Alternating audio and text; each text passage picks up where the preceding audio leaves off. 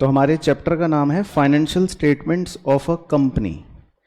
Company के बारे में तो आपने पढ़ लिया था पुराने चैप्टर में भी, यानी जिसमें आपने इशू ऑफ शेयर्स के बारे में देखा था। तो पार्टनरशिप फर्म से हटकर जो कंपनीज होती हैं वो थोड़ा बड़ी एंटिटीज होती हैं। तो कंपनीज को चलाने के लिए या कंपनीज के ऊपर रेगुलेशन बनाने के लिए एक कानून है जिसका नाम है कंपनीज एक्ट 2013। तो अब फाइनेंशियल स्टेटमेंट टर्म जो है ये तो बहुत ही सिंपल और साधारण टर्म है। आपने बचपन में भी सुन रखा था कि जब सोल प्रोप्राइटर होता है तो आप उसके फाइनेंशियल स्टेटमेंट्स बनाते हो, जिसके अंदर आप ट्रेडिंग अकाउंट, पीएनएल अकाउंट या बैलेंस शीट बनाया करते हो। ट्रेडिंग अकाउंट और पीएनएल अकाउंट का पर्पस होता है बेसिकली किसी भी बिजनेस के इनकम के बारे में बताने का, और बैलेंस शीट का पर्पस होता है किसी भी बिजनेस की पोजीशन के बारे में बताने का। अब क्योंकि कंपनीज जो है वो चलती हैं कंपनीज एक्ट के हिसाब से, यानी कानून के हिसाब से, तो कानून के अंदर बहुत सारे शेड्यूल्स होते हैं, यानी आप समझ लो कुछ नियम होते हैं। तो उसी के शेड्यूल 3 के तहत, यानी कि कंपनीज एक्ट 2013 के शेड्यूल 3 के तहत कोई भी कंपनी अपने फाइनेंशियल स्टेटमेंट्स को प्रिपेयर करती है। तो फाइनेंशियल स्टेटमेंट्स अगर हम किसी कंपनी का बना रहे हैं तो हम अपनी मन से या अपनी मर्जी से कुछ भी ऑर्डर या कुछ भी आइटम में ऊपर नीचे नहीं कर सकते। ये इसमें इंपॉर्टेंट बात होती है।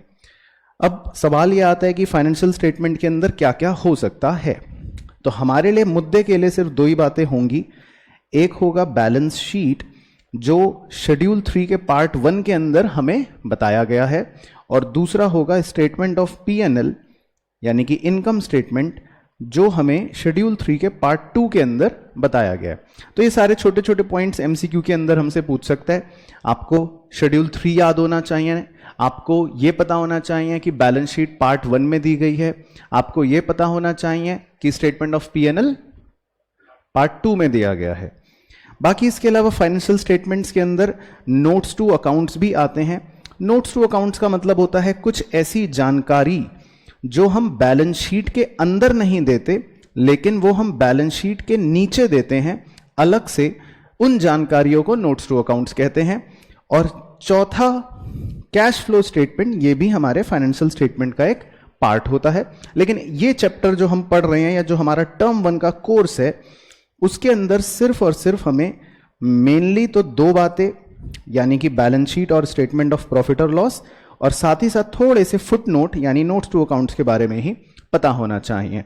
कैश फ्लो स्टेटमेंट जो है वो स्पेसिफिकली हमारे टर्म 2 के सिलेबस में है, तो इसको हम फुली तरह से इग्नोर कर सकते हैं।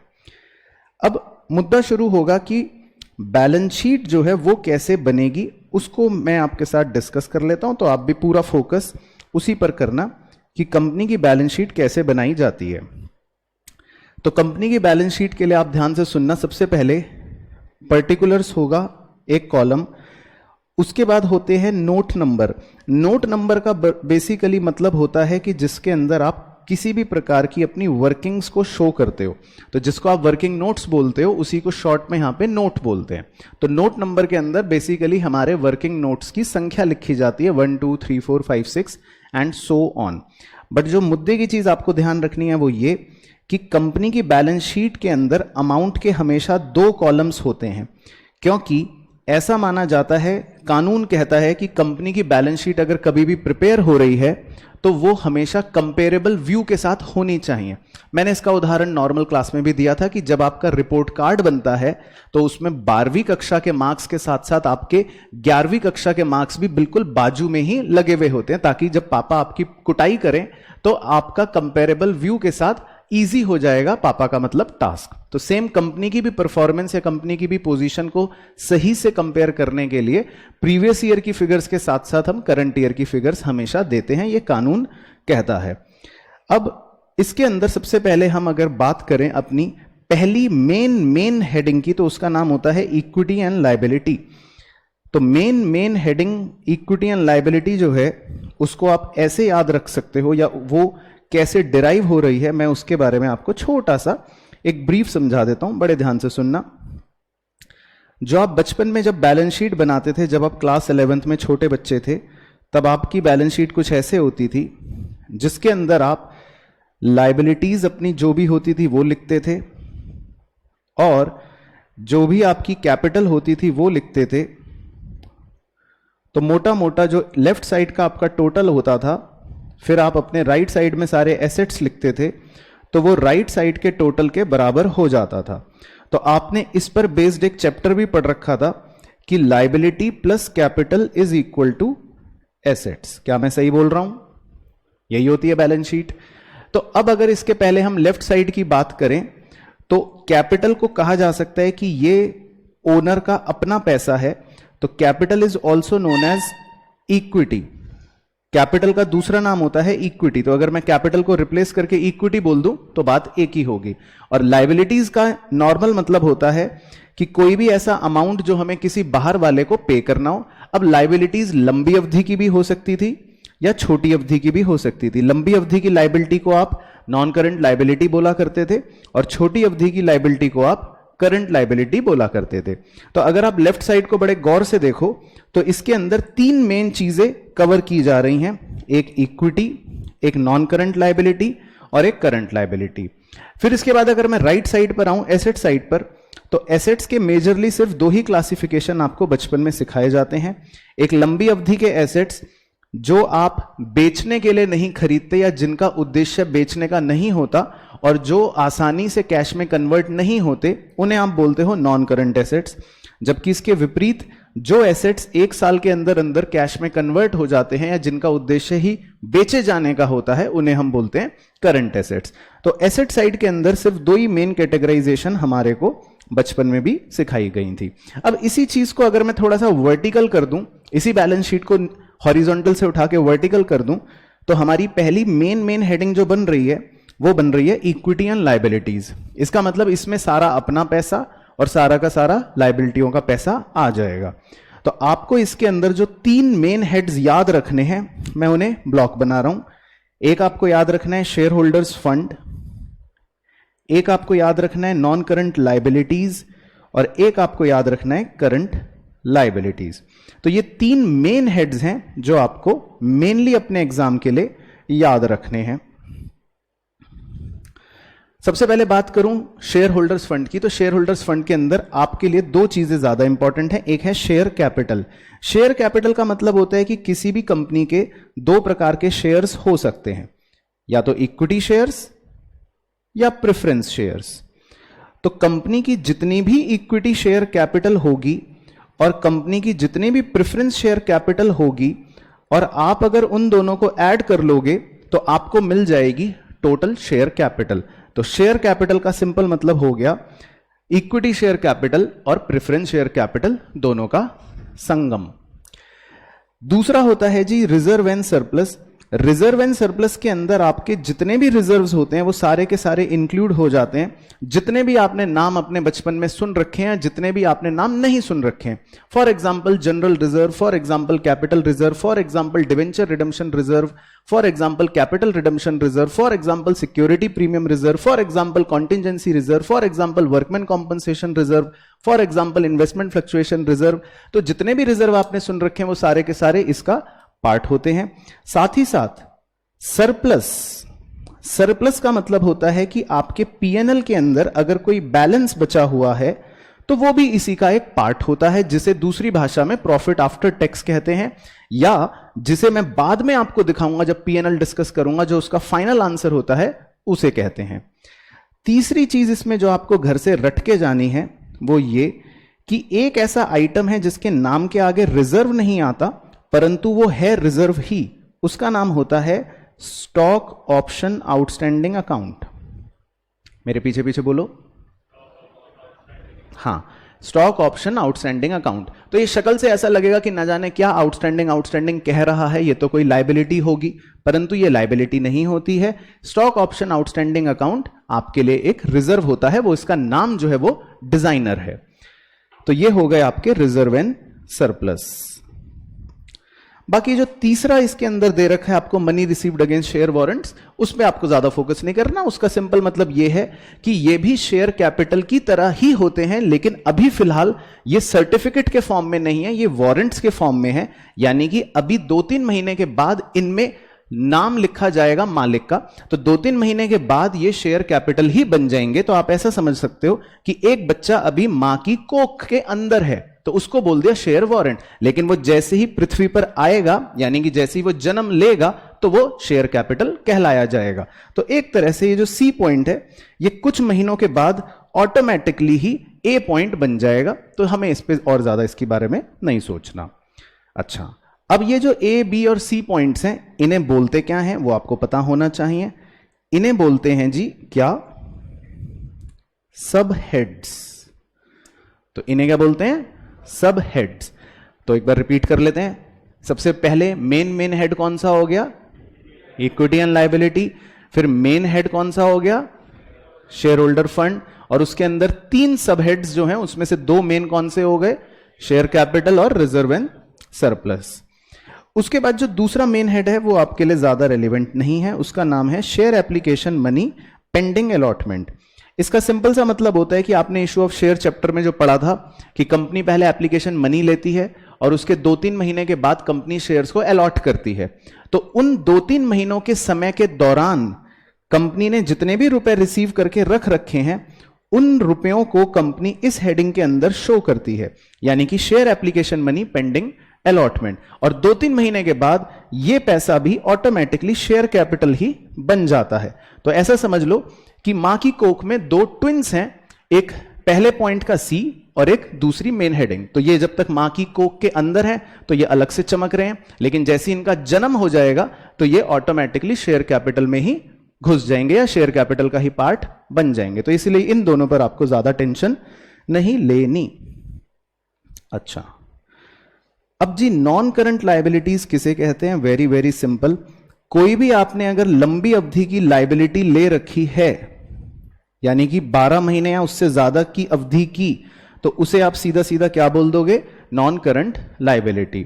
और अगर कोई भी आपकी लायबिलिटी आपके ऊपर 12 महीनों से कम के लिए है, तो उस लायबिलिटी को आप क्या बोल दोगे? Current liability. तो इसके अंदर जो सब हेड्स हैं वो बहुत ही सिंपल हैं। अगर आपने कोई लंबी अवधि का बोरोइंग ले रखा है, लंबी अवधि का यानी कि लोन ले रखा है, तो उसको हम बोल देंगे लॉन्ग टर्म बोरोइंग। इसका एक सबसे बेस्ट एग्जांपल बस आपको याद होना चाहिए, जैसे कंपनी डिबेंचर्स जो इशू करती है वो बेसिकली कंपनी के लिए एक लॉन्ग टर्म बोरोइंग होता है। इसी तरह कंपनी ने अगर कोई छोटी अवधि की बोरोइंग कर रखी है तो उसको हम शॉर्ट टर्म बोरोइंग बोल सकते हैं। जैसे कि उदाहरण के तौर पे कंपनी ने लोन लिया, लेकिन वो लोन सिर्फ 10 महीनों के लिए ही लिया, तो इस बोरोइंग को हम क्या बोल देंगे? Short term borrowing. इसके अलावा डेफर्ड टैक्स लायबिलिटीज हमारे कोर्स में असेसमेंट का पार्ट नहीं है, तो इसको मैं कट कर देता हूं। बाकी अदर लॉन्ग टर्म लायबिलिटीज यानी कि कोई और लायबिलिटीज भी लंबी अवधि की हो सकती हैं, उसमें आपको एक मेन एग्जांपल याद रखना है, जैसे premium on redemption of debenture. कई बार डिबेंचरों को जब हम रिडीम करते हैं, उन्हें रिडीम करते वक्त हम कुछ एक्स्ट्रा पेमेंट भी करते हैं, जिसे बोलते हैं प्रीमियम ऑन रिडम्पशन। तो वो कंपनी के लिए एक अदर लॉन्ग टर्म लायबिलिटी होता है। इसके अलावा अगर कंपनी ने कोई प्रोविजन बना रखा है लंबी अवधि का, तो वो लॉन्ग टर्म प्रोविजन होगा। और अगर कंपनी ने कोई प्रोविजन बना रखा है शॉर्ट टर्म यानी कि छोटी अवधि का, तो वो शॉर्ट टर्म प्रोविजन होगा। तो आपने जैसे कुछ प्रोविजंस के उदाहरण सुने थे, प्रोविजन फॉर डाउटफुल डेट्स, तो ये छोटी अवधि का होता है। या आपने शायद कोई एग्जाम्पल सुना होगा प्रोविजन फॉर टैक्स, ये छोटी अवधि का होता है। परंतु अगर कंपनी अपने एम्प्लॉइज के बेनिफिट के लिए कोई प्रोविजन बनाती है, मान लेते हैं उन्होंने प्रोविजन बनाया फॉर ग्रेचुइटी, तो ग्रेचुइटी तो अपने एम्प्लॉय को हमें 10, 15, 20 साल के बाद देनी पड़ती है, तो वो प्रोविजन कहलाया जाएगा लॉन्ग टर्म प्रोविजन। तो लॉन्ग टर्म प्रोविजन और शॉर्ट टर्म प्रोविजन में सिंपल फंडा क्या है? लंबी अवधि का होगा तो लॉन्ग टर्म, छोटी अवधि का होगा तो शॉर्ट टर्म। इसके बाद ट्रेड पेबल्स। ट्रेड पेबल्स को आपको एक सिंपल फॉर्मूले में बंद कर लेना है। ट्रेड पेबल्स का मतलब होता है साधारण, जितने भी आपके क्रेडिटर्स हैं और जितने भी आपके बिल्स पेबल हैं, तो दोनों को अगर आप ऐड कर दोगे तो आपको ऑटोमेटिकली ट्रेड पेबल्स पता चल जाएंगे, उसे बोलते हैं ट्रेड पेबल्स। बाकी इसके अलावा भी कुछ करंट लायबिलिटियां हो सकती हैं। फॉर एग्जांपल आउटस्टैंडिंग एक्सपेंसेस अगर आपके हैं तो वो अदर करंट लायबिलिटी होगी, या आपने कोई इनकम एडवांस में रिसीव कर ली है तो वो भी आपके लिए अदर करंट लाइबिलिटी होगी, एटसेट्रा। तो कोई और भी करंट लाइबिलिटीज आपके पास हो सकती हैं। तो कुल मिला के ये सारे के सारे अलग अलग सब हेड्स हैं नॉन करंट लाइबिलिटीज और करंट लाइबिलिटीज के अंदर। तो अगर आप इतनी बैलेंस शीट को ध्यान से देखें तो इतनी बैलेंस शीट बेसिकली क्या है, पूरा का पूरा लेफ्ट साइड, यानी कि जो बचपन की बैलेंस शीट थी उस बचपन की बैलेंस शीट का लेफ्ट वाला साइड, जिसमें इक्विटी आ गई, जिसमें लंबी अवधि की लाइबिलिटी आ गई, जिसमें छोटी अवधि की लाइबिलिटी आ गई। तो बस आपको क्या याद रखना है कि पूरे के पूरे लेफ्ट साइड को बोलेंगे इक्विटी एंड लाइबिलिटी। तीन मेन हेड इसमें याद कर लेना, share holders fund, non current liability और करंट लाइबिलिटी। और हर मेन के हेड के अंदर कुछ सब हेड्स याद कर लेना। शेयर होल्डर फंड के अंदर शेयर कैपिटल और reserve and surplus, non current liability के अंदर लॉन्ग टर्म प्रोविजन भी आ गया, लॉन्ग टर्म बोरोइंग्स भी आ गई या अदर लॉन्ग टर्म लाइबिलिटीज आ गई। सिमिलरली करंट लाइबिलिटीज के अंदर ट्रेड पेबल्स भी आ गए, शॉर्ट टर्म प्रोविजंस भी आ गए या शॉर्ट टर्म बोरोइंग्स भी आ गई या अदर करंट लाइबिलिटीज आ गई। तो ये हो गया कंप्लीट हमारा लेफ्ट साइड। ठीक है जी। फिर इसके बाद आ जाते हैं बैलेंस शीट का राइट साइड, यानी कि एसेट्स। तो मेन हेड तो एसेट्स हो गए, और एसेट्स जो हैं वो दो प्रकार के होते हैं, ये हर बच्चा जानता है। तो इसीलिए इनका पहला मेन हेड होता है नॉन करंट एसेट और दूसरा मेन हेड होता है current assets. Non current assets कौन से होते हैं? जो आमतौर पे आप बेचने के लिए नहीं खरीदते, यानी कि आपका उद्देश्य होता है उन्हें लंबी अवधि तक अपने पास रखने का।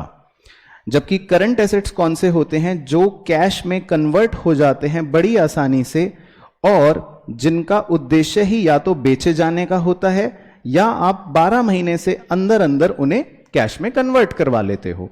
अब नॉन करंट एसेट्स के अंदर क्या क्या हो सकते हैं? पहला होता है जी पीपीई, प्रॉपर्टी प्लांट और इक्विपमेंट। पीपीई का मतलब हो गया आपके पास जितने भी टेंजिबल एसेट्स हैं वो सारे, आपके पास जितने भी इनटेंजिबल एसेट्स हैं वो सारे।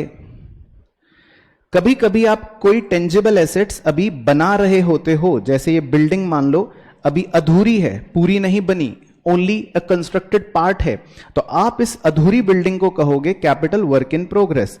तो ये भी हमारे लिए एक लंबी अवधि का एसेट ही है। It is as good as building only. तो आज ये कैपिटल वर्क इन प्रोग्रेस है, लेकिन 2, 4, 5, 6 महीने के बाद ये ऑटोमेटिकली फर्स्ट पॉइंट के अंदर पहुंच जाएगा। जब ये बिल्डिंग कंप्लीट हो जाएगी तो ये ऑटोमेटिकली टेंजिबल एसेट के अंदर ही पहुंच जाएगी। इसी प्रकार कभी कभी हम कोई इनटेंजिबल एसेट भी बना रहे होते हैं। मान लेते हैं आप कोई फॉर्मूला डेवलप कर रहे हो, तो जब तक आप डेवलप कर रहे हो तब तक वो चौथे पॉइंट में रहेगा, लेकिन जैसे ही आपने फॉर्मूला बना लिया और आपको पेटेंट राइट्स मिल गए तो ऑटोमेटिकली वो चौथा पॉइंट इनटेंजिबल एसेट के अंदर चला जाएगा। तो ये 4 कैटेगरियों की पीपीई होती हैं: tangible asset, intangible asset, capital work in progress और इनटेंजिबल एसेट अंडर डेवलपमेंट। इसके अलावा अगर आप कोई लंबी अवधि का निवेश करते हो, यानी कि आपने कहीं पर इन्वेस्ट करा है 12 महीने या उससे ज्यादा के लिए, तो उसको बोल देते हैं नॉन करंट इन्वेस्टमेंट। बाकी डेफर्ड टैक्स एसेट हमारे कोर्स में असेसमेंट के लिए क्लियरली आउट है, तो इसको कट कर देते हैं। इसके अलावा अगर आपने अपने किसी दोस्त को लोन दिया है और लंबी अवधि के लिए लोन दिया है, यानी कि 12 महीने उससे ज्यादा के लिए दिया है, तो उसे बोल देंगे long term loans in advance. And इसके अलावा भी कुछ और अदर नॉन करंट एसेट्स हो सकते हैं, यानी कि कुछ और लंबी अवधि के एसेट्स हो सकते हैं जो ऊपर की कैटेगरीज में शायद कवर ना हुए हों, उन्हें हम अदर नॉन करंट एसेट्स के अंदर डाल देंगे। तो कुल मिला के नॉन करंट एसेट्स के अंदर सारे ही एसेट्स जो आप देख रहे हो या जो पढ़ रहे हो, ये लंबी अवधि के होते हैं। इनका उद्देश्य बेचे जाने का नहीं होता है और बिजनेस में ये लॉन्ग टर्म के लिए रखे जाते हैं। देन अगर करंट एसेट्स की मैं बात करूं तो करंट एसेट्स के अंदर आपको करंट इन्वेस्टमेंट्स देखने को मिलेंगी। करंट इन्वेस्टमेंट्स वो होती हैं जो आप 12 महीने से कम की अवधि के लिए कहीं पर निवेश करते हो। फॉर एग्जाम्पल आपने कोई मार्केटेबल सिक्योरिटीज खरीद ली जिनकी मैच्योरिटी 3 महीने है, या आपने कहीं पर ऐसा शेयर खरीद लिया जिसको आप 2 महीने के बाद बेचने वाले हो। तो जहां पर भी आप निवेश करते हो 12 महीने से कम के लिए, उसको क्या बोल देंगे? Current investment. देन इसके बाद है इन्वेंट्रीज। इसको घर से अच्छे से रट के जाना, या हाथों पे टैटू बनवा के जाना, या मौजे के अंदर अपना फर्रे लेके जाना। क्योंकि इन्वेंट्री के अंदर आपको 6 आइटम्स याद होने चाहिए। अब क्या क्या याद होने चाहिए? Raw material, work in progress, finished goods, stock in trade, loose tools और स्टोर्स एंड स्पेयर्स। वाह सर, क्या रट्टे मार रखे हैं। तो मैंने तो रट्टे मार ही रखे, लेकिन आपको भी रट्टे मार के 6 आइटम्स याद होने चाहिए। ये इन्वेंट्रीज के अंदर आएंगे ही आएंगे। बाकी इसके अलावा कैश एंड कैश इक्विवेलेंट का सिंपल मतलब ये होता है कि आपके गल्ले में कितना नकद है और आपके बैंक में कितना बैलेंस है। तो अगर आप अपना नकद यानी कि कैश और अपने बैंक बैलेंस को जोड़ दोगे तो उसको बोलते हैं कैश एंड कैश इक्विवेलेंट्स। बाकी अगर आपने किसी अपने दोस्त को लोन दिया छोटी अवधि के लिए, यानी कि 2 महीने 3 महीने के लिए, तो उसे बोलेंगे short term loans and advance. इसके अलावा भी बहुत सारे करंट एसेट्स हो सकते हैं जिन्हें हम अदर करंट एसेट्स में लिखते हैं, जैसे कि प्रीपेड एक्सपेंस, ये भी एक अदर करंट एसेट है, या आपकी कोई इनकम एक्रूड हो गई तो ये भी एक करंट एसेट है।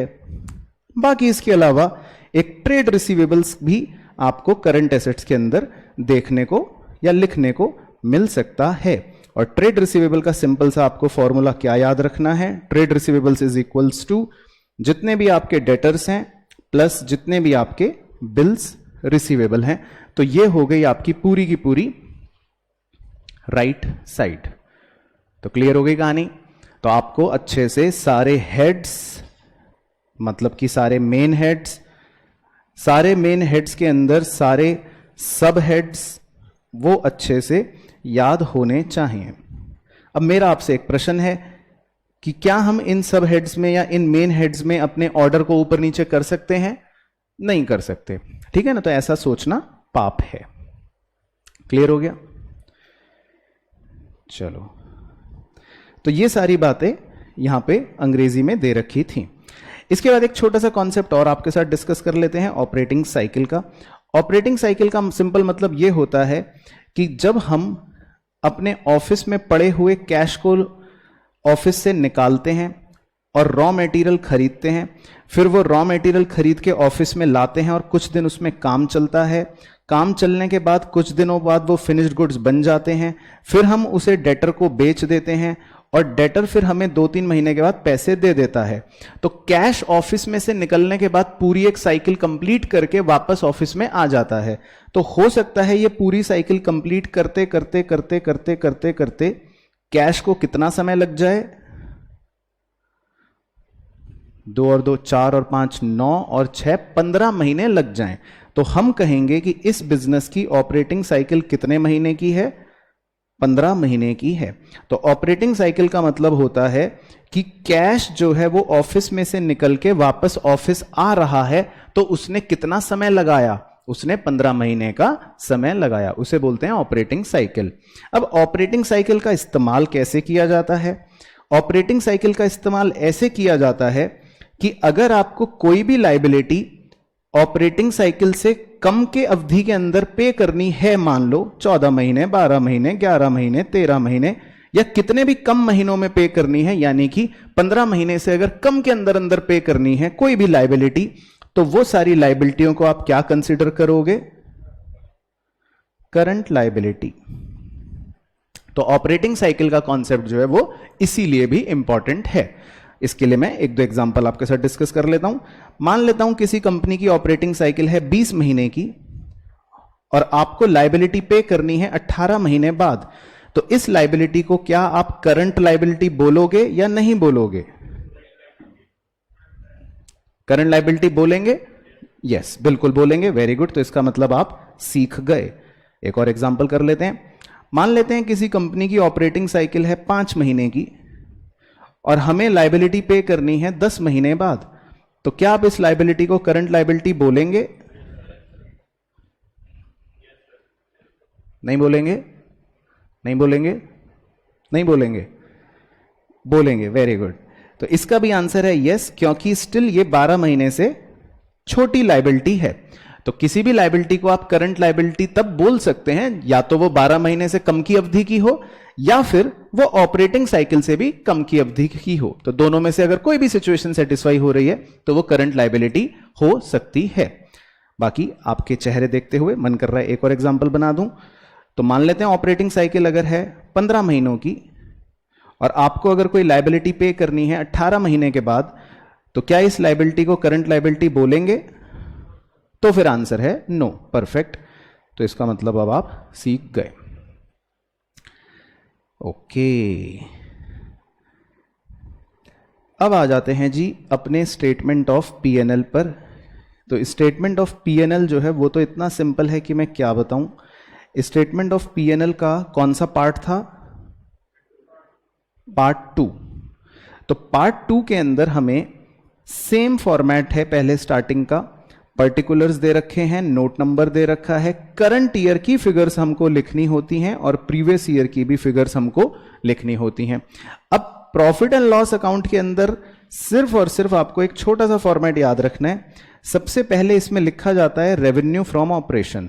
रेवेन्यू फ्रॉम ऑपरेशन का सिंपल मतलब यह होता है कि जो कोई भी बिजनेसमैन है या कोई भी बिजनेस व्यक्ति है वो अपने गुड्स बेचकर क्या रेवेन्यू जनरेट कर रहा है, जिसको सिंपल भाषा में कह सकते हैं नेट सेल्स। तो जो भी बिजनेस की मेन गतिविधि होती है उस मेन गतिविधि को करने से जो पैसे मिलते हैं उसे बोलते हैं RFO। लेकिन अगर उस गतिविधि के अलावा मान लेते हैं मैंने कहीं से लॉटरी इनकम जीत ली, या मेरे को कहीं से इंटरेस्ट रिसीव हो गया, या मान लेते हैं मेरे को कहीं से रेंट रिसीव हो गया जो मेरा मेन काम नहीं है, तो इस तरह की अदर इनकम के लिए मैं कौन सी हेडिंग इस्तेमाल करूंगा? Other income. तो बस हमें दो तरह की इनकम लिखनी होती है, एक RFO और एक अदर इनकम, और फिर हम इनको जोड़ लेते हैं जिसे बोलते हैं टोटल रेवेन्यू। तो टोटल रेवेन्यू के लिए आपको सिर्फ दो तरह की इनकम जोड़नी होती है, एक बिजनेस की मेन इनकम और एक बिजनेस की अदर इनकम। उसके बाद जो आपको मेनली याद रखने हैं कि बिजनेस के अंदर जो खर्चे होते हैं उन्हें किस हेड्स में डिवाइड किया जाता है। तो 1 2 3 4 5 6 7। तो मैंने मेन लेक्चर में भी बताया था कि आपको 7 खर्चों की लिस्ट को याद रखना है। पहले खर्चे का नाम होता है CMC। CMC का मतलब होता है cost of raw material consumed. आपने कितना रॉ मटेरियल कंज्यूम कर लिया, जिसका एक बहुत ही सुनहरा सा छोटा सा प्यारा सा फॉर्मूला है कि opening raw materials plus purchase of raw materials minus closing raw materials. तो आपका आंसर आ जाएगा। तो एक बार मेरे पीछे पीछे बोल दो, CMC का फॉर्मूला इज इक्वल टू, ठीक है, वेरी गुड। उसके बाद होता है purchase of stock in trade. Purchase of stock in trade का मतलब होता है कि आपने कोई स्टॉक परचेज करा है, तो इसका कोई फॉर्मूला नहीं होता, ये अपने आप में एक डायरेक्ट आइटम होता है। उसके बाद जो तीसरा खर्चा है वो बहुत ही मजेदार और बहुत ही चटपटा खर्चा है, इसका नाम है चेंज इन इन्वेंट्रीज। लेकिन इसमें इन्वेंट्रीज 3 प्रकार की कवर की जाती हैं।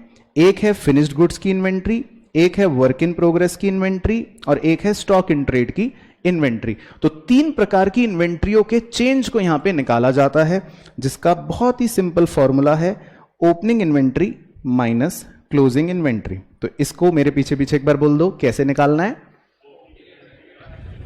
ठीक है, याद रखना है ओपनिंग माइनस क्लोजिंग। हो सकता है आप में से किसी ने इकोनॉमिक्स में कुछ पढ़ रखा हो, तो वहां पर क्लोजिंग माइनस ओपनिंग शायद आपने पढ़ा होगा, तो कंफ्यूज मत होना। जब लेखा शास्त्र का एग्जाम होगा तो फॉर्मूला क्या बनेगा?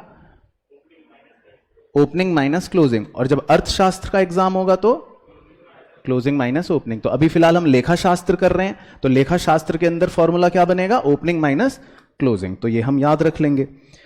उसके बाद अगले खर्चे का नाम होता है EBE। EBE का मतलब जो है वो सिंपल इसके नाम से ही है। अगर अपना कोई भी कंपनी अपने एम्प्लॉय से संबंधित कैसा भी खर्चा करे, जिस भी खर्चे को पढ़ के आपको लगे कि ये कंपनी अपने एम्प्लॉय के लिए कर रही है, वो खर्चा EBE होता है, जिसके अंदर सैलरी आ गई, जिसके अंदर बोनस आ गया, जिसके अंदर वेजेस आ गए, जिसके अंदर स्टाफ वेलफेयर खर्चे आ गए, एम्प्लॉय की ट्रेवल के खर्चे आ गए, एम्प्लॉय के घर का खर्चा आ गया, एम्प्लॉय के बच्चे के फीस के खर्चे आ गए, एम्प्लॉय के कुत्ते के बिस्किट के पैसे आ गए। तो कोई भी खर्चा अगर आपको लग रहा है कि ये कंपनी अपने एम्प्लॉय के बेनिफिट के लिए कर रही है, तो उस खर्चे को हम क्या बोल देंगे? EBE। उसके बाद आता है जी FC। FC का मतलब होता है फाइनेंस कॉस्ट, और इसका मेन एग्जांपल बस आप याद रखना, आप किसी भी तरह की बोरोइंग्स या किसी भी तरह के लोन्स पर अगर कोई इंटरेस्ट वगैरह पे करते हो तो all that is known as finance cost. बाकी इसके बाद डेप्रीसिएशन एंड अमोर्टाइजेशन। डेप्रीसिएशन और अमोर्टाइजेशन आपको पता ही है कि किसी भी फिक्स्ड एसेट या किसी भी इनटेंजिबल एसेट की वैल्यू में जो गिरावट होती है उसे हम डेप्रीसिएशन या अमोर्टाइजेशन कहते हैं, तो ये तो आप जानते ही हो। और बाकी जो भी खर्चा बच जाए पूरे ब्रह्मांड में, जो ऊपर के 6 खर्चों में ना आ पाए, उनको हम किस कैटेगरी में डाल देते हैं? अदर एक्सपेंसेस के अंदर डाल देते हैं। तो फिर आपके टोटल खर्चों का एक सम यहां पर आ जाता है। तो फर्ज करते हैं कि आपका टोटल रेवेन्यू था 8,000 रुपए और आपके टोटल खर्चे थे 3,000 रुपए। तो जल्दी से मैथमेटिक्स करके मुझे बताओ कि प्रॉफिट बिफोर टैक्स कितने रुपए आ जाएगा? 5,000 रुपए। Very good. उसके बाद लेकिन सरकार कहती है कि आपके प्रॉफिट पर हम 20% का टैक्स लेंगे। तो जल्दी से मैथमेटिक्स करके बताओ कि 5,000 रुपए का अगर 20% टैक्स लेगी सरकार तो कितना हो गया? 1,000। Very good. तो आपके पास हाथों में अब कितने रुपए बच गए? बस 4,000। Very good. तो उसे बोलते हैं प्रॉफिट आफ्टर टैक्स या profit for the period which is your final answer, जिसको मैं हाईलाइट कर रहा हूं। तो मैंने जब आपको बैलेंस शीट सिखाई थी तो उसमें मैंने एक जगह रिजर्व एंड सरप्लस बोला था और उसमें मैंने सरप्लस में बोला था कि आपको बैलेंस इन अपना पीएनएल लेना पड़ता है। तो बैलेंस इन पीएनएल का मतलब है कितने रुपए? 4,000 रुपए। तो ये जो आप आंसर देख रहे हो 4,000 रुपए, ये अल्टीमेटली ऊपर जाके सोच लो, चला गया ऊपर जाते जाते जाते ये 4,000 रुपए रिजर्व एंड सरप्लस हेडिंग के अंदर नजर आ रहे होते हैं। क्लियर हो गई कहानी? तो ये होता है जी आपका पूरा का पूरा पीएनएल। ठीक है, क्लियर? तो एक बार फटाफट ओवरव्यू ले लो। तो सबसे पहले 9 आइटम याद रख लेते हैं। सबसे पहले नंबर 1 क्या है? आरएफओ। नंबर 2 क्या है? Other income. दोनों को जोड़ के आ गए टोटल रेवेन्यू। 2 आइटम खत्म। फिर बस उसके बाद आपको 7 खर्चों की लिस्ट याद रखनी है। पहला खर्चा सीएमसी, दूसरा खर्चा परचेज, शॉर्ट में याद रख लो। तीसरा खर्चा चेंज का फॉर्मूला ओपनिंग माइनस क्लोजिंग। चौथा खर्चा ईबीई, एम्प्लॉय बेनिफिट वाला हो गया। पांचवा खर्चा एफसी, फाइनेंस कॉस्ट। छठा खर्चा डेप्रीसिएशन, गिरावट। और जो इन 6 में ना आ पाए वो सारा का सारा 7वें में अदर खर्चा। तो बस टोटल रेवेन्यू में से अदर खर्चे माइनस कर दोगे तो आपका प्रॉफिट आ गया 5,000। फिर सरकार क्या बोलेगी? टैक्स माइनस कर दो, तो फाइनल आपका हाथ में कितना बच गया प्रॉफिट? 4,000। और वो किस हेडिंग का पार्ट हो जाता है? रिजर्व एंड सरप्लस का पार्ट हो जाता है। तो ये था हमारा पूरा का पूरा पीएनएल का चर्चा। तो ये पूरा क्लियर हो गया अच्छे से? आइए जी, तो क्वेश्चन नंबर 1 में कह रहा है these may become liability in future but at present they are not liabilities. कह रहा है ये भविष्य में लाइबिलिटी बन सकती है परंतु ये आज लाइबिलिटीज नहीं है। Very good. तो सही जवाब कॉन्टिंजेंट लाइबिलिटीज। तो कॉन्टिंजेंट लाइबिलिटीज होती ही वो हैं जो अभी तो फिलहाल बैलेंस शीट के अंदर नहीं है, ये बैलेंस शीट के बाहर नजर आ रही होती हैं, लेकिन क्या पता भविष्य में ये लाइबिलिटीज बन जाएं। इसके बाद क्वेश्चन नंबर 2। क्वेश्चन नंबर 2 में कह रहा है following items that can be shown as contingent liability in the balance sheet except. ये वही बता सकता है जिसको कॉन्टिंजेंट लाइबिलिटीज के आइटम याद होंगे, क्योंकि आपको ऐसा आइटम इन चारों में से ढूंढ के बताना है जो कॉन्टिंजेंट लाइबिलिटी नहीं है। तो सर ये तो फिर आप ही को बताना पड़ेगा। तो arrears of cumulative preference dividend, ये जो होता है आइटम, ये कॉन्टिंजेंट लाइबिलिटी होता है, कृपया इसे रट लीजिए। Claims against the company not acknowledged as debt, ये भी एक कॉन्टिंजेंट लाइबिलिटी होता है, कृपया इसे रट लीजिए। D uncalled liability on partly paid shares, ये भी एक कॉन्टिंजेंट लाइबिलिटी होता है, कृपया इसे रट लीजिए। एडवांस दिया आपने, तो जब आप एडवांस देते हो तो ये तो आपके लिए एक एसेट होता है, तो ये तो दूर दूर तक कॉन्टिंजेंट लाइबिलिटी है ही नहीं, तो इसका आंसर है सी वैसे तो, लेकिन फिर भी आपको ए, बी और डी रट लेने हैं, तो मैं इस क्वेश्चन पे स्टार लगा देता हूं ताकि आप रट लो। Question number 3, name the expense which refer to the indirect expenses relating to principal revenue generating activities of the enterprise. कह रहे उन खर्चों का नाम बताइए जो इनडायरेक्ट एक्सपेंसेस होते हैं और जो रिलेट करते हैं प्रिंसिपल रेवेन्यू जनरेटिंग गतिविधियों से। हाँ जी, तो सही जवाब है, उन्हें हम ऑपरेटिंग खर्चे कहेंगे। इसके बाद क्वेश्चन नंबर 4, ये भी हमने अभी अभी डिस्कस करा था। Debentures are shown in the balance sheet under the head of, मैंने लिखवाया था अभी डिस्कस करते हुए, very good, long term borrowing, सही। उसके बाद number 5, carriage inwards is shown in the statement of PNL under. अभी हमने 7 तरह के खर्चे सोचे थे, एक बार दिमाग में उनको रिकैप करो और कैरेज इनवर्ड बताओ उन 7 में से किस में आ सकता है। क्या ये सीएमसी में आएगा? नहीं। परचेज है नहीं, ईबीई है नहीं, एफसी है नहीं, डेप्रीसिएशन है नहीं, चेंज इन इन्वेंट्री है नहीं, तो 6 में नहीं आया। क्या बचा? Other expense. तो बस सही आंसर हो गया अदर एक्सपेंस। उसके बाद number 6, securities premium reserve is shown under. तो मैंने बताया था किसी भी तरह का रिजर्व होगा तो वो कौन सी मेन हेडिंग या सब हेडिंग में आएगा? Reserve and surplus. तो सारे रिजर्व्स जो होते हैं वो रिजर्व एंड सरप्लस के अंडर आ जाएंगे। उसके बाद क्वेश्चन नंबर 7, सितारा, बच्चे तुक्का मारेंगे। Dividend is paid on. तो डिविडेंड इज पेड ऑन, इसका आंसर याद रखना है आपको, पेड अप कैपिटल। तो एग्जैक्ट आंसर ये होता है कि डिविडेंड हमेशा पेड अप कैपिटल पर पे दिया जाता है। भाई अगर मैं कंपनी हूं तो मैं डिविडेंड किसे दूंगी? जिस शेयर होल्डर ने मुझे पे करा है। अगर किसी ने पैसे ही नहीं दिए तो क्या मैं उसको डिविडेंड दूंगी? नहीं दूंगी। तो इसीलिए डिविडेंड हमेशा कंपनी किस पर देती है? पेड अप कैपिटल पर, यानी उसी शेयर होल्डर को पैसे मिलेंगे जिसने पैसे पे कर रखे हैं। तो इन ऑप्शनों में सही आंसर हो गया डी ऑप्शन, यानी कि subscribed capital that is paid up. उसके बाद next, which of the following is the element of financial statements. कह रहे हैं इनमें से फाइनेंशियल स्टेटमेंट का एलिमेंट क्या है? बैलेंस शीट है, नन ऑफ दीज है, बोथ बैलेंस शीट और पीएनएल है, या खाली पीएनएल है? वो एक ही बात है, फिर बोथ। ठीक है, तो सही जवाब है बोथ, क्योंकि चाहे पोजीशन स्टेटमेंट हो चाहे इनकम स्टेटमेंट हो, दोनों ही चीजें जो होती हैं वो फाइनेंशियल स्टेटमेंट्स का पार्ट होती हैं। उसके बाद number 9, which Indian companies act is in force these days. आजकल कौन सा कानून चल रहा है?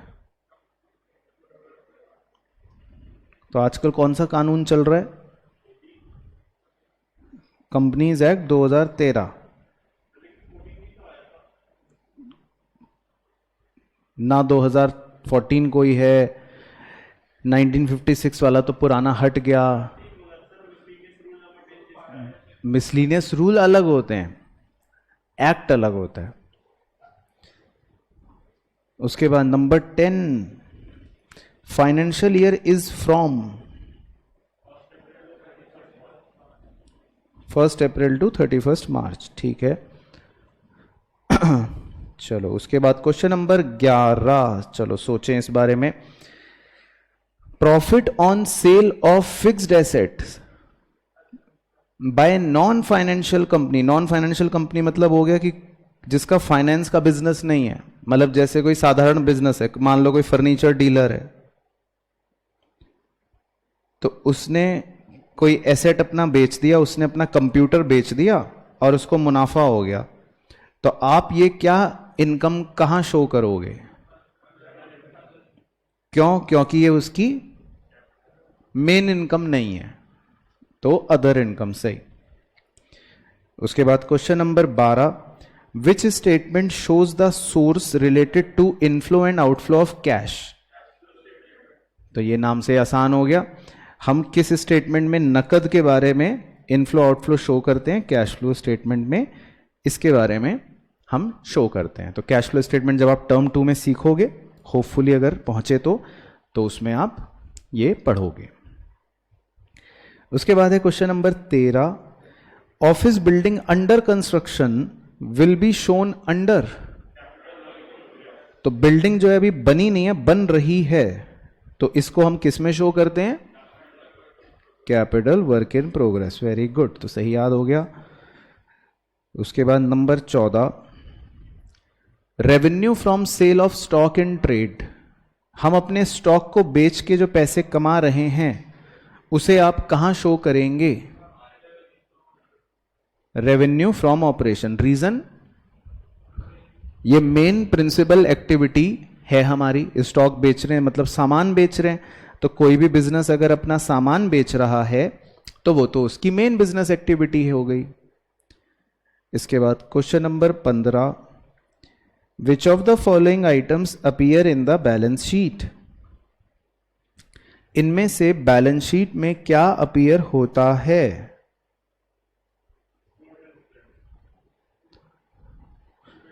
तो सेल्स तो आरएफओ हो गई, वो तो स्टेटमेंट ऑफ पीएनएल में लिखते हैं।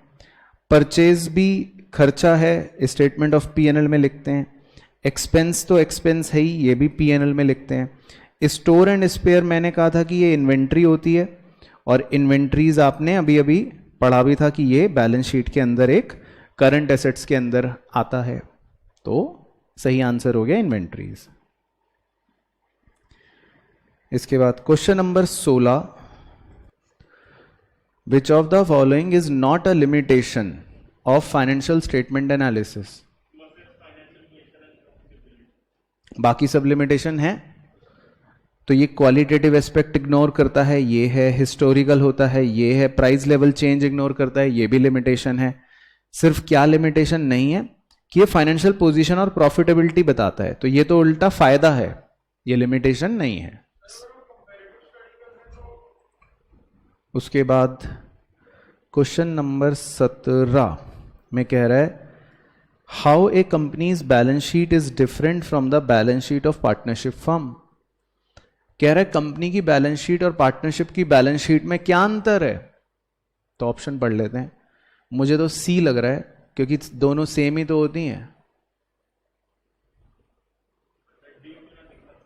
डी में लिखा है, for companies balance sheet and partnership balance sheet format is fixed under schedule 3। दोनों का शेड्यूल 3 में फॉर्मेट फिक्स्ड है, तो मुझे तो सी लग रहा है। ए में क्या लिखा है कि कंपनी की बैलेंस शीट का फॉर्मेट शेड्यूल 3 में है, जबकि कोई prescribed format Indian partnership act में ऐसा कोई भी नहीं है पार्टनरशिप फर्म के लिए। तो सही ए ऑप्शन बिल्कुल सही हो गया, क्योंकि यही बात है। ठीक है, उसके बाद है जी क्वेश्चन नंबर 18, ये आपको सिखाया था क्लास में। Internal analysis is done by. Internal analysis कौन करेगा? मैनेजमेंट, क्योंकि बाकी सब तो बाहर के लोग हो गए। सही। इसके बाद question number 19, various figures of a single year financial statements are converted into percentage with respect to some common base. In income statement, dash is taken as base, that is 100, whereas in balance sheet total यानी कि 100 are taken as base. तो खाली आप इतना पढ़ के जवाब देने का प्रयास करें। चैप्टर 2 में आपको बताया था, और इसमें मैं कीवर्ड हाईलाइट कर देता हूं कि इसमें खाली एक ही साल के हिसाब से एनालिसिस हो रहा है, यानी कि पापा आपके सिर्फ ऊपर से नीचे के एनालिसिस कर रहे हैं, 2 साल के कंपैरिजन नहीं हो रहे, सेम फिगर्स का ही एनालिसिस हो रहा है। तो इनकम स्टेटमेंट में हम किसको बेस बनाते हैं? इनकम स्टेटमेंट में हम बेस बनाते हैं रेवेन्यू फ्रॉम ऑपरेशन को, और बैलेंस शीट में हम किसको बेस बनाते हैं? एसेट्स के टोटल को। तो हालांकि ये आपको प्रैक्टिकली सीखने को मिलेगा जब आप टर्म 2 की पढ़ाई करेंगे उस चैप्टर में, ठीक है ना। तो इसीलिए फिलहाल मैंने इसको खुद ही बता दिया, तो इसका आंसर जो है वो है ऑप्शन सी। तो आप इस क्वेश्चन को फिलहाल स्किप मोड में भी डाल सकते हैं, क्योंकि आप इसके बारे में वैसे टर्म 2 के चैप्टर में ज्यादा बेहतर सीखेंगे। चलो लास्ट एमसीक्यू क्वेश्चन नंबर 20, फिर उसके बाद अगली वैरायटी शुरू हो जाएगी। Following are the limitations of financial analysis except, तो ये भी हमने लेक्चर में पढ़ा था कि फाइनेंशियल स्टेटमेंट का क्या लिमिटेशन नहीं है। ये प्राइस लेवल चेंज रिफ्लेक्ट नहीं करता, ये तो है। सिंगल ईयर एनालिसिस का सिर्फ लिमिटेड यूज होता है, ये भी है। ये बायस हो सकता है पर्सनल एबिलिटी से, ये भी है। तो बिल्कुल सही बोला ए। ये कंपैरेटिव स्टडी करता है विद इन फर्म और दूसरी फर्म्स के साथ, तो ये कोई लिमिटेशन नहीं है, ये तो इनफैक्ट इसका एक बेनिफिट है कि ये कंपैरिजन में मदद करता है। ठीक है, क्लियर हो गया? यहां तक सबको ओके? चलो अब आपकी जान सूखेगी। क्वेश्चन 21 पढ़े जी। मेरा काम है असर्शन और रीजन पढ़ना, आपका काम है आंसर फाइंड करना। तो असर्शन में कह रहा है financial statements are the end product of the accounting process which reveal the financial result of a specified period and financial position as on particular date. Because पहले तो ये बताओ असर्शन में जो लिखा है वो क्या सही लिखा है कि फॉल्स लिखा है? फाइनेंशियल स्टेटमेंट्स जो होते हैं वो एंड प्रोडक्ट होते हैं अकाउंटिंग प्रोसेस के, ठीक है, ट्रू लिखा है। फिर वो रीजन पूछ रहा है because the basic objective of these statements is to provide the information required for decision making by the management as well as other outsiders who are interested in the affairs of the undertaking as per section 129 schedule 3 of the Companies Act 2013 every year।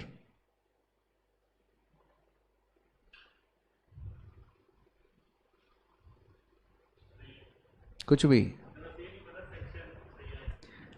Section बिल्कुल सही है और objective भी बिल्कुल सही है कि financial statement बनाने का बेसिक ऑब्जेक्टिव होता है कि हमें जानकारी देनी पड़ती है। किसे देनी पड़ती है? लोगों को भी और मैनेजमेंट को भी, क्योंकि लोग हमारी कंपनी में हो सकता है इन्वेस्ट करें या कुछ उनको हमारी कंपनी में दिलचस्पी होती है और मैनेजमेंट को भी डिसीजंस लेने होते हैं। तो ऑब्जेक्टिव बिल्कुल सही लिखा है। तो सेक्शन 129 यही कहता है कि भाई ये फाइनेंशियल स्टेटमेंट्स बनाने आपके लिए जरूरी हैं, तो the objective is perfectly true.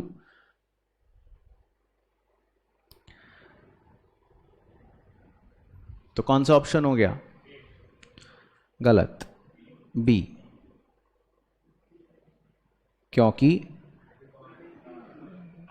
अगर आप ए और रीजन को जोड़ के पढ़ेंगे तो देयर इज नो लिंक। पहला वाला भी फैक्ट है, दूसरा वाला भी फैक्ट है, तो बेसिकली उसने दो फैक्ट्स कोट कर रखे हैं, उनके बीच में कोई लिंक नहीं है। ठीक है, तो जैसा एक्सपेक्टेड था आपका एक नंबर उड़ा। चलो अगला क्वेश्चन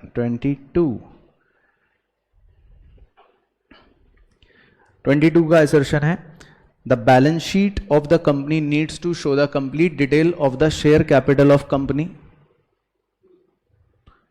क्या कंपनी की बैलेंस शीट को शेयर कैपिटल की कंप्लीट डिटेल दिखानी चाहिए या नहीं दिखानी चाहिए? पूरा ब्रेकअप नोट्स के साथ। तो नोट्स तो अभिन्न हिस्सा है बैलेंस शीट का। मतलब तुम तो वही कह रहे हो कि सर मेरी तरफ देखो, मैंने उधर देखा, तो कह रहे हो सर आप तो मेरा माथा देख रहे हो, सर आप तो मेरी नाक देख रहे हो, सर आप तो मेरे कान देख रहे हो, मेरी तरफ देखो। तो मैं देख रहा हूं, फिर तुम कह रहे हो सर आप तो मेरे हाथ देख रहे हो, सर आप तो मेरी गर्दन देख रहे हो। समझ आ रहा है पॉइंट? तो अगर हम कह रहे हैं भाई नोट्स में दिख रहा है शेयर कैपिटल का, ब्रेकअप में दिख रहा है, तो वो बैलेंस शीट का अभिन्न हिस्सा ही है। तो बैलेंस शीट जो है उसमें हमको कंप्लीट डिटेल दिखानी जरूरी होती है शेयर कैपिटल की। ट्रू होगी बात, बिकॉज पढ़ लो अब, because as per schedule 3 the balance sheet must disclose authorised, issued, subscribed for each class of share capital besides the called up amount made by the company and paid up amount made by the shareholder। तो क्या ऐसा भी कुछ है schedule 3 के notes votes में? क्या balance sheet में आपने ऐसा कुछ टर्म सुन रखा है? ऑथोराइज्ड कैपिटल दिखाई थी कभी नोट्स के अंदर आपने? क्या आपने कभी इशूड शेयर कैपिटल दिखाई थी नोट्स के अंदर? क्या आपने कभी सब्सक्राइब्ड शेयर कैपिटल दिखाई थी नोट्स के अंदर? क्या आपने कभी इक्विटी और प्रेफरेंस शेयर सुना है? क्या आपने कभी called up value, paid up value सुनी है? तो भाई अगर आप दोनों बातों को जोड़ोगे और दोनों स्टेटमेंट को इकट्ठे पढ़ोगे तो बैलेंस शीट कह रहा है कंपनी की जरूरी होती है शेयर कैपिटल की डिटेल दिखाना, क्योंकि बिकॉज के बाद एग्जैक्ट कंटिन्यूएशन चलेगा, because as per schedule 3 of companies act balance sheet must disclose. कह रहा है कानून में शेड्यूल 3 में यह बोला गया है कि बैलेंस शीट डिस्क्लोज करे subscribed share capital, issued share capital, authorised share capital, equity और प्रेफरेंस शेयर्स के कॉल्ड अप वैल्यू और पेड अप वैल्यू के साथ करे। तो ये जो दोनों स्टेटमेंट्स हैं ये ट्रू भी हैं और साथ ही साथ इनका एक्सप्लेनेशन भी परफेक्टली मैच भी हो रहा है। तो इसका सही आंसर जो है वो है ए ऑप्शन। चलो 2 नंबर कटे, ठीक है। कहां सही था? तुम तो ये कह रहे थे कि सर नोट्स तो पार्ट ही नहीं है बैलेंस शीट का। चलो नेक्स्ट 23 असर्शन कह रहा है accounts payable are recorded in the heading of current liabilities in the balance sheet. पहले इस पे बताइए आपका क्या राय है? क्या अकाउंट्स पेबल को हम करंट लायबिलिटीज हेडिंग में शो करते हैं क्या? अकाउंट्स पेबल का मतलब ऐसे ट्रेड पेबल ही होता है, तो उसे क्या आप करंट लायबिलिटीज में शो करते हो? ठीक है, शो करते हो। बिकॉज क्यों शो करते हो? Because accounts payable is the money company currently owes to its supplier, partners and employees. क्योंकि अकाउंट्स पेबल जो है वो कंपनी को पे करना है, कंपनी ओ करती है अपने सप्लायर को, पार्टनर्स को या एम्प्लॉइज को, किसी को। तो क्या ये बात सही है? Final answer? ठीक है, तो आपने तुक्के मार लिए और आपके तुक्के सही हो गए, ठीक है ना। तो ट्रेड पेबल्स को हम करंट लायबिलिटी इसीलिए शो करते हैं बिकॉज ट्रेड पेबल का मतलब या अकाउंट पेबल का मतलब होता है कि कंपनी को ये पैसा क्या करना है? पे करना है। कंपनी ओ कर रही है, किसको ओ कर रही है? चाहे सप्लायर को करे, चाहे ओनर्स को करे, चाहे एम्प्लॉय को करे, किसी को भी करे। चलो इसके बाद है जी 24 The management uses accounting information to arrive at various decisions like determination of selling price, cost, investment into new venture, etc. क्या मैनेजमेंट अकाउंटिंग इंफॉर्मेशन का इस्तेमाल करती है ये सब करने के लिए? ठीक है, तो मतलब ट्रू। फिर बिकॉज, रीजन कह रहा है because the management has the responsibility to safeguard the customers investment and increase its value by managing the business efficiently।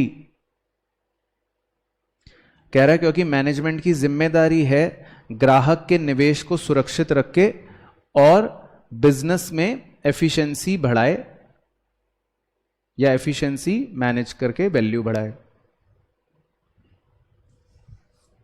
तो इस पर आपकी क्या राय है?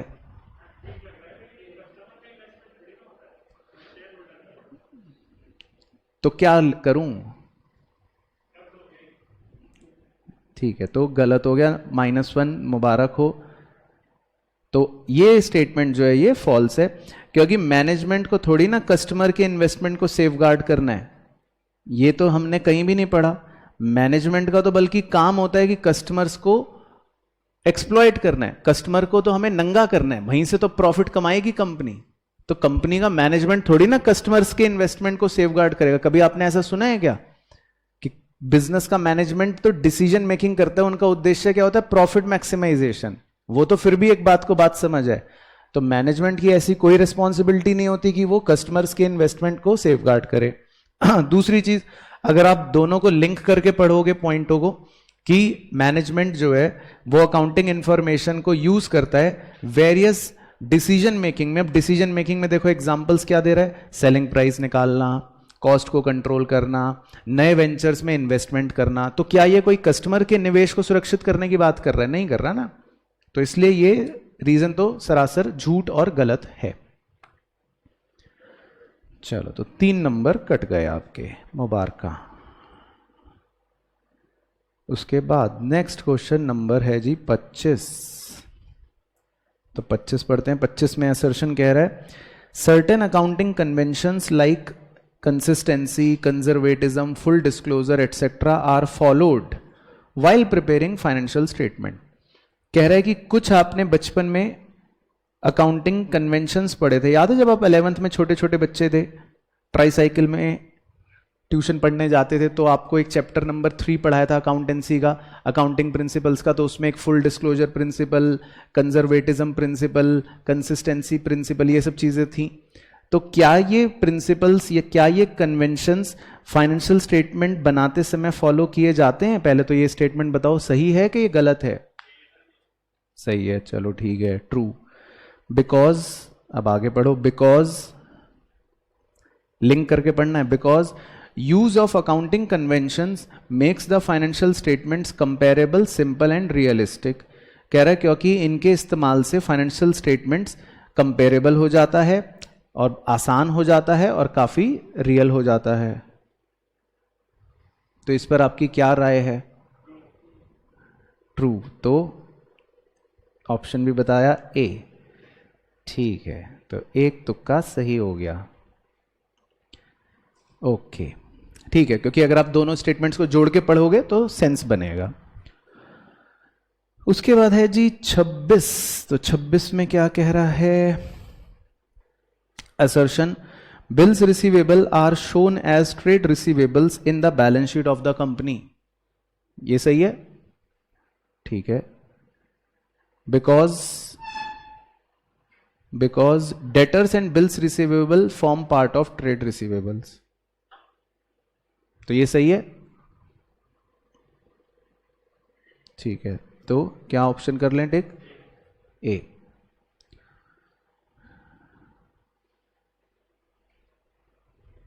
तो अगर आप दोनों जोड़ के पढ़ोगे तो सेंस बनेगा। इसके बाद क्वेश्चन नंबर 27। असर्शन कह रहा है the bank charges charged by the bank are included in finance cost.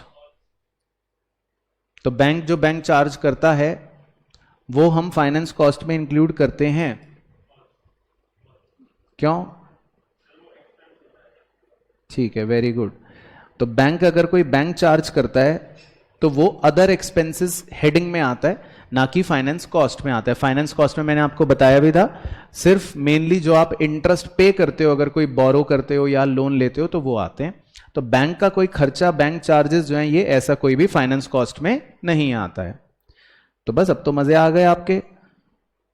Option D.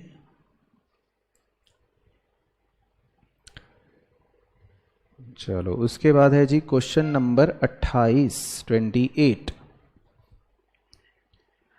A company has postponed paying suppliers so that the period end cash balance appears higher in the books of the company. This is an example of window dressing. मैंने suppliers को कहा कि पैसे आज मत लेके जाओ, आज ना 31 मार्च है, परसों आ जाना, ताकि मेरे पास आज कैश बैलेंस ज्यादा नजर आए मेरी बैलेंस शीट में। तो क्या ये मैं विंडो ड्रेसिंग कर रहा हूं? नहीं, विंडो ड्रेसिंग में कुछ भी धांधला कर सकते हो, हर धांधला विंडो ड्रेसिंग है। तो ये भी विंडो ड्रेसिंग है। नहीं, तो मैंने थोड़ी ना कहा ये गलत। कहां लिखा है कि विंडो ड्रेसिंग इज इलीगल? ऐसा ना तो मैंने कभी बोला, ना हमारी किसी किताब में लिखा। तो ये बस विंडो ड्रेसिंग है कि हम जानबूझ के अपनी बैलेंस शीट को या अपने कैश बैलेंस को ज्यादा दिखाने के लिए कुछ कर तो रहे हैं, कुछ तो कर रहे हैं ना, बायस तो कर रहे हैं ना, बस तो विंडो ड्रेसिंग हो गई। हाँ, ये भी पार्ट है कंपनी का, करते हैं तो सब करते हैं। जिन्हें अपना कैश बैलेंस ज्यादा दिखाना है तो 31 मार्च को, तो वो कहते हैं कि आज हम पैसे नहीं देंगे, आज हमारी बैलेंस शीट बन रही है, कल पैसे ले जाना। अच्छा, फिर है रीजन, बिकॉज, रीजन भी पढ़ लेते हैं। Because through window dressing a company can present a better financial position of the firm than the actual position. तो सही सेंस बन गया है ना, तो ए ऑप्शन का सही कैंडिडेट हो गया। ठीक है, उसके बाद है जी 29, आपको होमवर्क दे देता हूं, एक क्वेश्चन पहला, 30 कर लेते हैं चलो। Inter-firm analysis is a comparison of financial statements of an enterprise for 2 or more accounting periods. क्यों?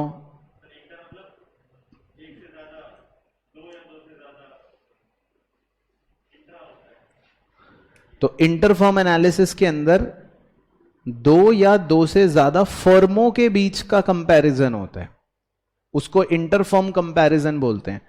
तो उसने बल्कि बोला कि it is a comparison of financial statement of an enterprise for 2 और मोर अकाउंटिंग पीरियड। तो ये गलत हो गई बात, क्योंकि एक एंटरप्राइज का जब हम 2 या 2 से ज्यादा समय का कंपैरिजन कर रहे होते हैं तो वो इंट्रा फर्म कंपैरिजन होता है, लेकिन वो कह रहा था इंटरफर्म कंपैरिजन। इंटरफर्म कंपैरिजन में आपके पापा आपके मार्क्स 12th के और आपके टॉपर दोस्त के मार्क्स का कंपैरिजन करते हैं, यानी कि इंटरफर्म कंपैरिजन, 2 फर्मों का कंपैरिजन किया जाता है।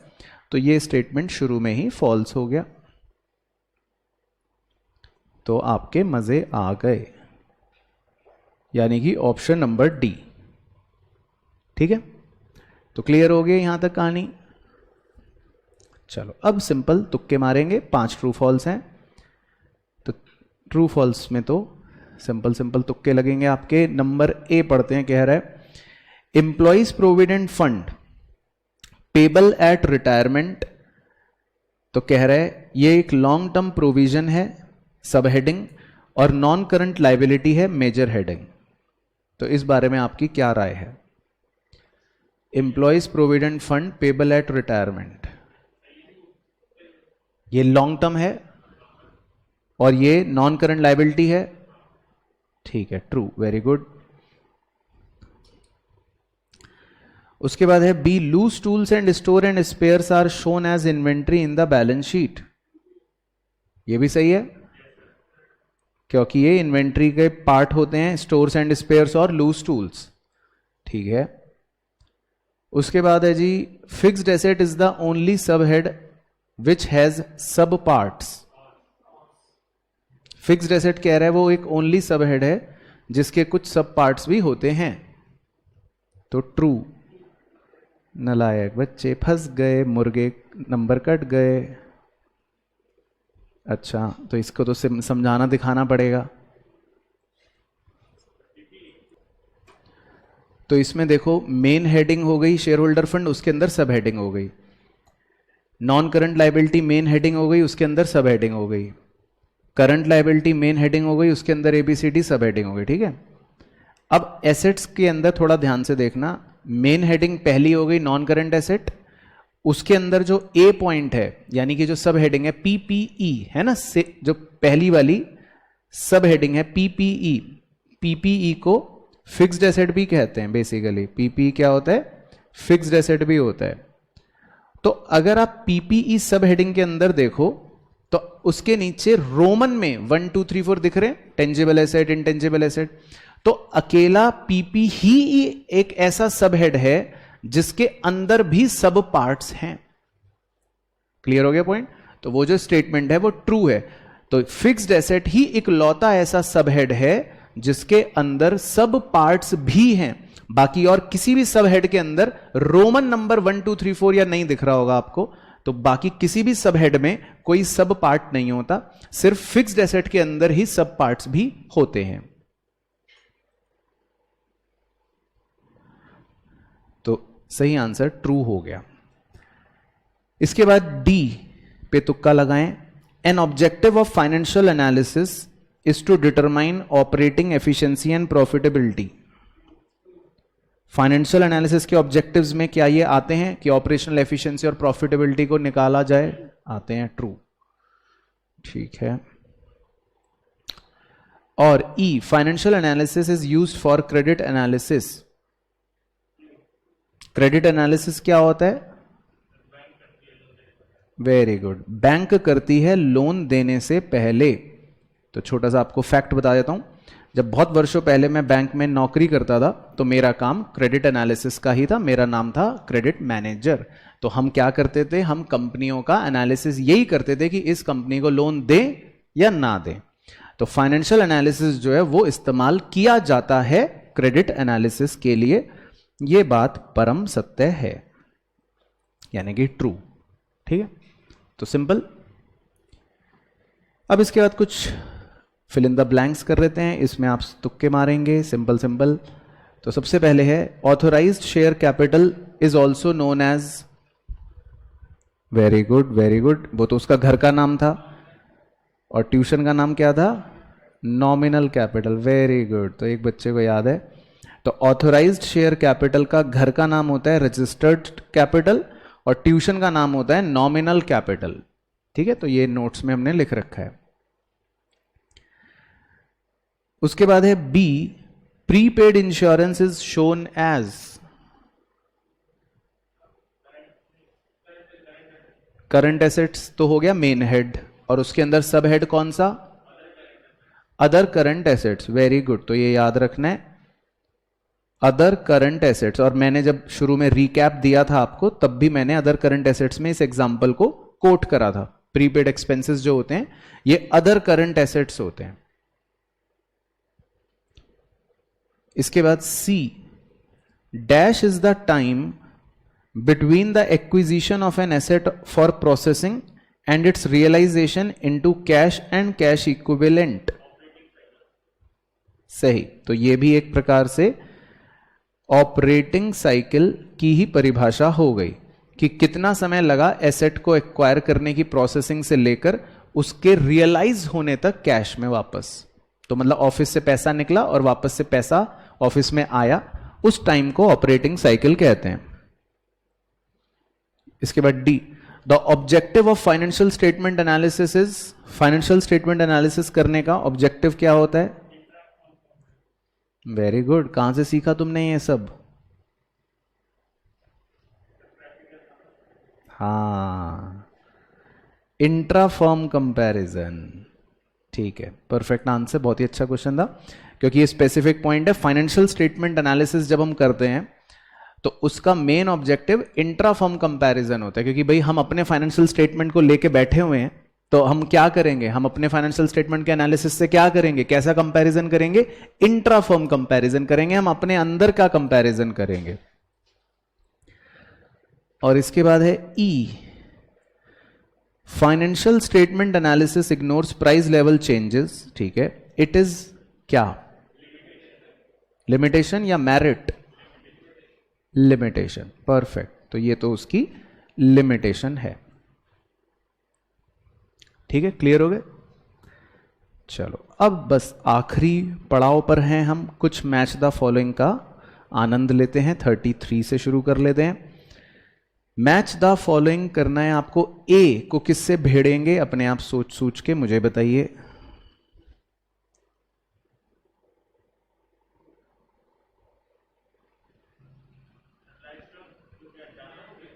है लाइव स्टॉक में? हाँ, घोड़ा।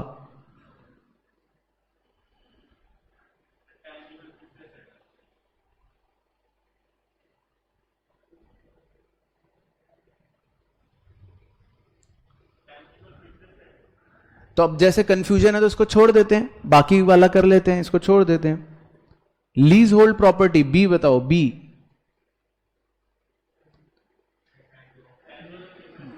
Tangible fix asset. ठीक है, इसको तो देख सकते हैं ना, तो बिल्डिंग बिल्डिंग की तरह ही हो गए। उसके बाद प्रोविडेंट फंड। प्रोविडेंट फंड, अभी ऊपर भी एक सवाल में आया था, प्रोविडेंट फंड एम्प्लॉय को 15 साल बाद देना है, तो क्या था ये? Long term provision. उसके बाद ट्रेड इन्वेस्टमेंट, निवेश करा आपने, non current investment.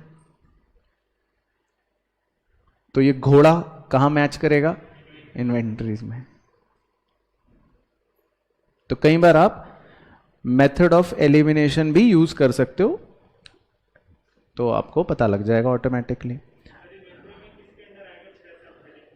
Stock in trade, इसके नाम में आ रहा है ना स्टॉक, तो इसके नाम में इसीलिए क्या आ रहा है? Live stock.